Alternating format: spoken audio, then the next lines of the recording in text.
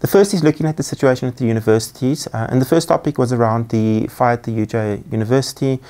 We saw that this peaked on the 16th and the 18th of March with about 7,000 interactions over those 2 days. After 2 days, the conversation basically disappeared. If we look at some of the trends that we saw in terms of monitoring that, Twitter was the dominant platform with about 84% of all the conversations happening on Twitter. And the keywords that we found was the UJ fire, 100 million, and then the auditorium. In terms of the demographics, we found that 55% of the conversation being driven by males and 45% by females. If we look at some of the posts from Facebook, the first was from the CIC, talking about 100 million rands worth of damage. The second was a post by the Citizen News talking about the buildings that were damaged, so the computer labs and the auditorium. Turning then to Twitter, some of the posts, and here we see a more polarized view. One of the posts, I feel like this is taking us backwards, hashtag UFH fire and UJ fire. And there's been quite a lot of commentary around, can South Africa afford this level of damage to infrastructure in the schooling system?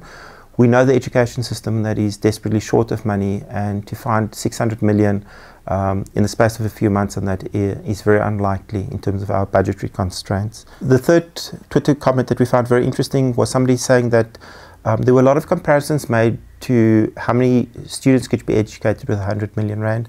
And a user called Melanin said that nobody actually, the cost of the damages would be paid by the insurance companies, so it's not actually the university that's paying for that. So the analogy to say so many students could have been educated is a false analogy. We then turn to the second topic in terms of universities, and this is I guess a bittersweet story, is with Professor Jansen from the Free State University announcing that he was stepping down at the end of August and taking up a post in the US. Fewer conversations happened on this. We had 50 posts, mostly in online media, and about 450 interactions based off those 50 posts.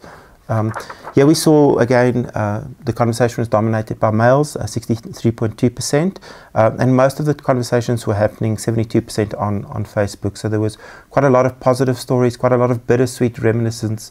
I think a lot of people, sort of, if you leave politics out of it, have appreciated the views that Professor Jansen has had. He's often been a voice of reason and sort of like a pragmatic view in terms of how to address some of the challenges. So when he took over Free State University, I think it was in the midst of the sort of the racist incidents that they had there, and he's really done a lot to change the culture of the university in quite a conservative university and quite a conservative city in that. And so I think a lot of the commentary that we saw on Facebook and Twitter was around saying, you know, it's great for him as an individual, but perhaps a loss for South Africa that we're going to lose his sort of skills and his abilities for the next few years.